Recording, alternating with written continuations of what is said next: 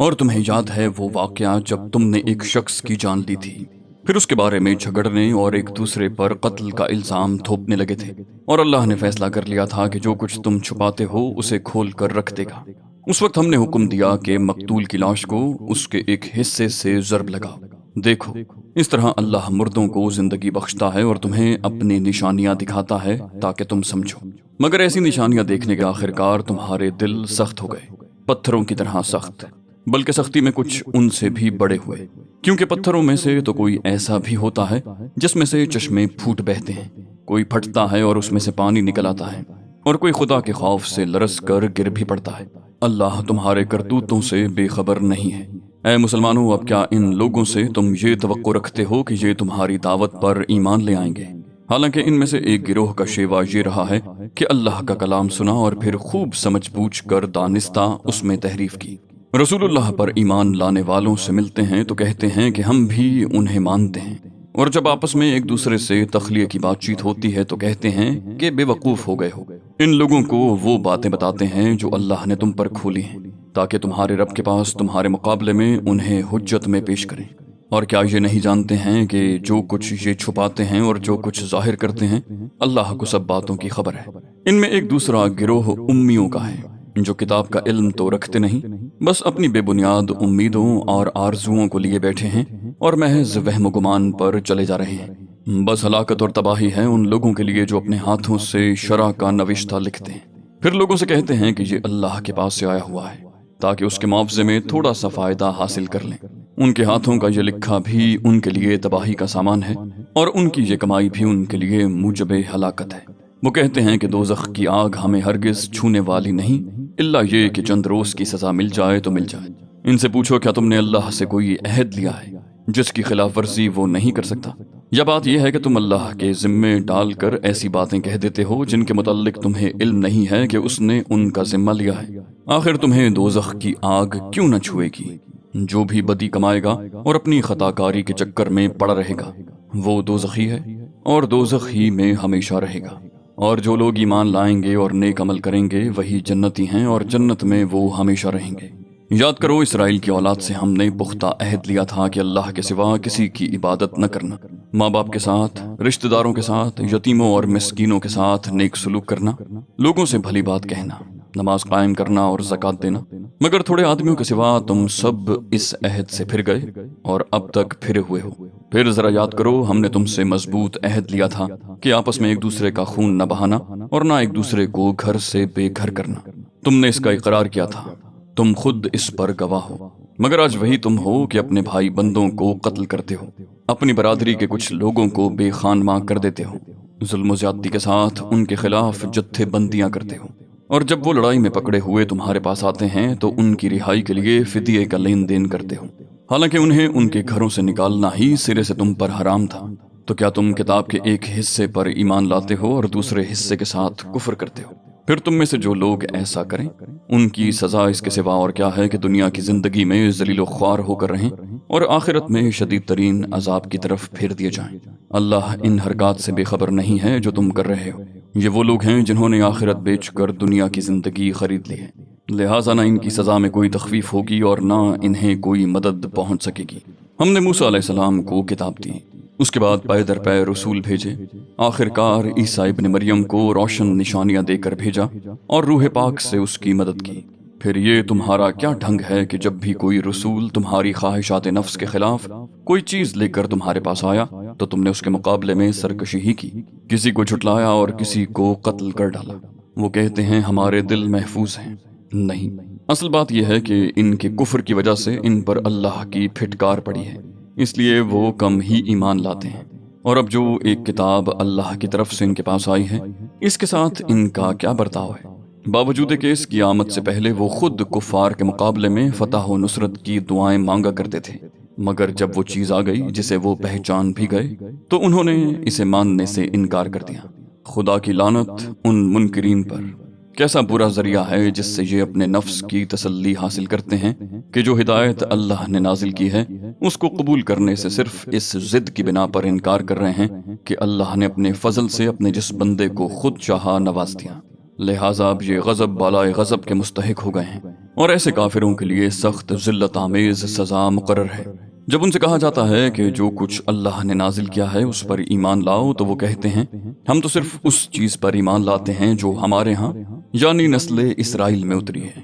اس دائرے کے باہر جو کچھ آیا ہے اسے ماننے سے وہ انکار کرتے ہیں، حالانکہ وہ حق ہے، اور اس تعلیم کی تصدیق و تائید کر رہا ہے جو ان کے ہاں پہلے سے موجود تھی۔ ان سے کہو اگر تم اس تعلیم ہی پر ایمان رکھنے والے ہو جو تمہارے ہاں آئی تھی، تو اس سے پہلے اللہ کے ان پیغمبروں کو جو خود بنی اسرائیل میں پیدا ہوئے تھے کیوں قتل کرتے رہے؟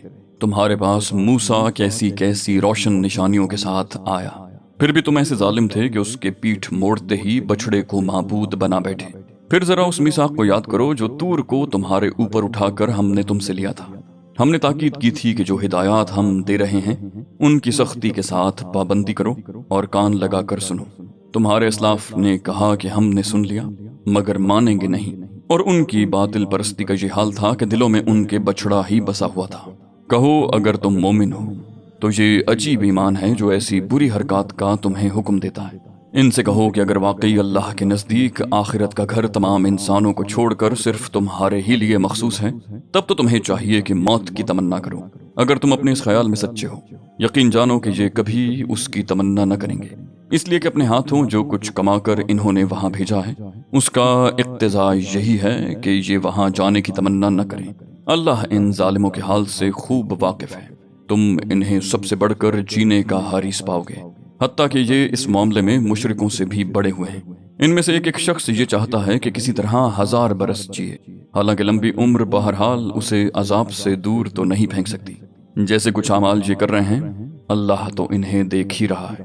ان سے کہو کہ جو کوئی جبریل سے عداوت رکھتا ہو اسے معلوم ہونا چاہیے کہ جبریل نے اللہ ہی کے اذن سے یہ قرآن تمہارے قلب پر نازل کیا ہے، جو پہلے آئی ہوئی کتابوں کی تصدیق و تائید کرتا ہے اور ایمان لانے والوں کے لیے ہدایت اور کامیابی کی بشارت بن کر آیا ہے۔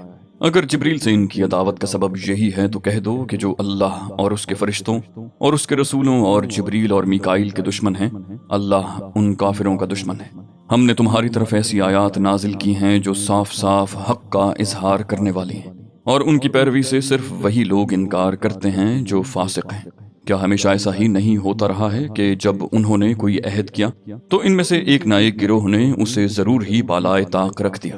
بلکہ ان میں سے اکثر ایسے ہی ہیں جو سچے دل سے ایمان نہیں لاتے، اور جب ان کے پاس اللہ کی طرف سے کوئی رسول اس کتاب کی تصدیق و تائید کرتا ہوا آیا جو ان کے ہاں پہلے سے موجود تھی، تو ان اہل کتاب میں سے ایک گروہ نے کتاب اللہ کو اس طرح پس پشت ڈالا گویا کہ وہ کچھ جانتے ہی نہیں، اور لگے ان چیزوں کی پیروی کرنے جو شیاطین سلیمان علیہ السلام کی سلطنت کا نام لے کر پیش کیا کرتے تھے، حالانکہ سلیمان علیہ السلام نے کبھی کفر نہیں کیا۔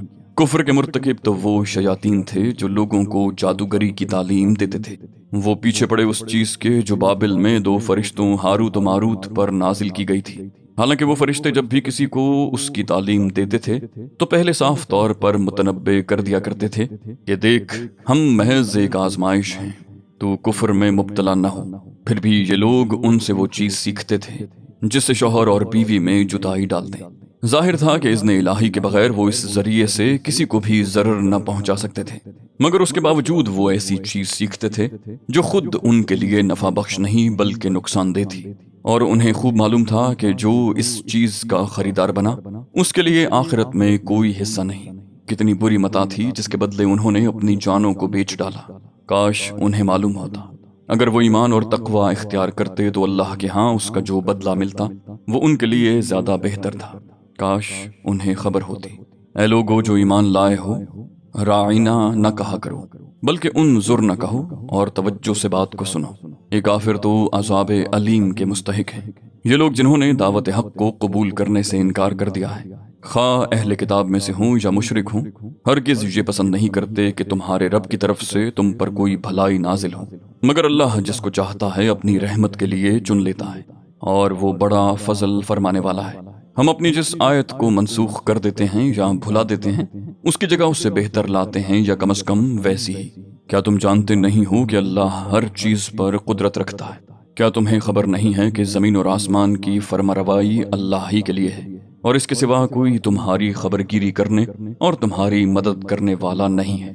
پھر کیا تم اپنے رسول صلی اللہ علیہ وسلم سے اس قسم کے سوالات اور مطالبے کرنا چاہتے ہو جیسے اس سے پہلے موسیٰ علیہ السلام سے کیے جا چکے ہیں؟ حالانکہ جس شخص نے ایمان کی روش کو کفر کی روش سے بدل لیا وہ راہ راست سے بھٹک گیا۔ اہل کتاب میں سے اکثر لوگ یہ چاہتے ہیں کہ کسی طرح تمہیں ایمان سے پھیر کر پھر کفر کی طرف پلٹا لے جائیں، اگرچہ حق ان پر ظاہر ہو چکا ہے، مگر اپنے نفس کے حسد کی بنا پر تمہارے لیے ان کی یہ خواہش ہے۔ اس کے جواب میں تم عفو و درگزر سے کام لو جہاں تک کہ اللہ خود ہی اپنا فیصلہ نافذ کر دے۔ مطمئن رہو کہ اللہ ہر چیز پر قدرت رکھتا ہے۔ نماز قائم کرو اور زکوٰۃ دو۔ تم اپنی عاقبت کے لیے جو بھلائی کما کر آگے بھیجو گے اللہ کے ہاں اسے موجود پاؤ گے۔ جو کچھ تم کرتے ہو وہ سب اللہ کی نظر میں ہے۔ ان کا کہنا ہے کہ کوئی شخص جنت میں نہ جائے گا جب تک کہ وہ یہودی نہ ہو یا عیسائیوں کے خیال کے مطابق عیسائی نہ ہو۔ یہ ان کی تمنائیں ہیں۔ ان سے کہو اپنی دلیل پیش کرو اگر تم اپنے دعوے میں سچے ہو۔ دراصل نہ تمہاری کچھ خصوصیت ہے نہ کسی اور کی۔ حق یہ ہے کہ جو بھی اپنی ہستی کو اللہ کی اطاعت میں سونپ دے اور عملاً نیک روش پر چلے اس کے لیے اس کے رب کے پاس اس کا اجر ہے، اور ایسے لوگوں کے لیے کسی خوف یا رنج کا کوئی موقع نہیں۔ یہودی کہتے ہیں عیسائیوں کے پاس کچھ نہیں، عیسائی کہتے ہیں یہودیوں کے پاس کچھ نہیں، حالانکہ دونوں ہی کتاب پڑھتے ہیں۔ اور اسی قسم کے دعوے ان لوگوں کے بھی ہیں جن کے پاس کتاب کا علم نہیں ہے۔ یہ اختلافات جن میں یہ لوگ مبتلا ہیں ان کا فیصلہ اللہ قیامت کے روز کر دے گا۔ اور اس شخص سے بڑھ کر ظالم کون ہوگا جو اللہ کے معبدوں میں اس کے نام کی یاد سے روکے اور ان کی ویرانی کے درپے ہو۔ ایسے لوگ اس قابل ہیں کہ ان عبادت گاہوں میں قدم نہ رکھیں، اور اگر وہاں جائیں بھی تو ڈرتے ہوئے جائیں۔ ان کے لیے تو دنیا میں رسوائی ہے اور آخرت میں عذاب عظیم۔ مشرق اور مغرب سب اللہ کے ہیں، جس طرف بھی تم رخ کرو گے اسی طرف اللہ کا رخ ہے۔ اللہ بڑی وسعت والا اور سب کچھ جاننے والا ہے۔ ان کا قول ہے کہ اللہ نے کسی کو بیٹا بنایا ہے۔ اللہ پاک ہے ان باتوں سے۔ اصل حقیقت یہ ہے کہ زمین اور آسمان کی تمام موجودات اس کی ملک ہیں، سب کے سب اس کے مطیع فرمان ہیں۔ وہ آسمان اور زمین کا موجد ہے، اور جس بات کا وہ فیصلہ کرتا ہے اس کے لیے بس یہ حکم دیتا ہے کہ ہو جا، اور وہ ہو جاتی ہے۔ نادان کہتے ہیں کہ اللہ خود ہم سے بات کیوں نہیں کرتا، یا کوئی نشانی ہمارے پاس کیوں نہیں آتی۔ ایسی ہی باتیں ان سے پہلے لوگ بھی کیا کرتے تھے۔ ان سب اگلے پچھلے گمراہوں کی ذہنیتیں ایک جیسی ہیں۔ یقین لانے والوں کے لیے تو ہم نشانیاں صاف صاف نمایاں کر چکے ہیں۔ اس سے بڑھ کر نشانی کیا ہوگی کہ ہم نے تم کو علم حق کے ساتھ خوشخبری دینے والا اور ڈرانے والا بنا کر بھیجا۔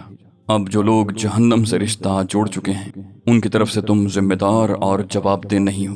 یہودی اور عیسائی تم سے ہرگز راضی نہ ہوں گے جب تک تم ان کے طریقے پر نہ چلو گے۔ صاف کہہ دو کہ راستہ بس وہی ہے جو اللہ نے بتایا ہے، ورنہ اگر اس علم کے بعد جو تمہارے پاس آ چکا ہے تم نے ان کی خواہشات کی پیروی کی تو اللہ کی پکڑ سے بچانے والا کوئی دوست اور مددگار تمہارے لیے نہیں ہے۔ جن لوگوں کو ہم نے کتاب دی ہے وہ اسے اس طرح پڑھتے ہیں جیسا کہ پڑھنے کا حق ہے، وہ اس پر سچے دل سے ایمان لاتے ہیں، اور جو اس کے ساتھ کفر کا رویہ اختیار کریں وہی اصل میں نقصان اٹھانے والے ہیں۔ اے بنی اسرائیل، یاد کرو میری وہ نعمت جس سے میں نے تمہیں نوازا تھا، اور یہ کہ میں نے تمہیں دنیا کی تمام قوموں پر فضیلت دی تھی۔ اور ڈرو اس دن سے جب کوئی کسی کے ذرا کام نہ آئے گا، نہ کسی سے فدیہ قبول کیا جائے گا، نہ کوئی سفارش ہی آدمی کو فائدہ دے گی، اور نہ مجرموں کو کہیں سے کوئی مدد پہنچ سکے گی۔ یاد کرو کہ جب ابراہیم علیہ السلام کو اس کے رب نے چند باتوں میں آزمایا اور وہ ان سب میں پورا اتر گیا تو اس نے کہا میں تجھے سب لوگوں کا پیشوا بنانے والا ہوں۔ ابراہیم علیہ السلام نے عرض کیا اور کیا میری اولاد سے بھی یہی وعدہ ہے؟ اس نے جواب دیا میرا وعدہ ظالموں سے متعلق نہیں ہے، اور یہ کہ ہم نے اس گھر کعبے کو لوگوں کے لیے مرکز اور امن کی جگہ قرار دیا تھا، اور لوگوں کو حکم دیا تھا کہ ابراہیم علیہ السلام جہاں عبادت کے لیے کھڑا ہوتا ہے اس مقام کو مستقل جائے نماز بنا لو، اور ابراہیم اور اسماعیل کو تاکید کی تھی کہ میرے اس گھر کو طواف اور اعتکاف اور رکوع اور سجدہ کرنے والوں کے لیے پاک رکھو۔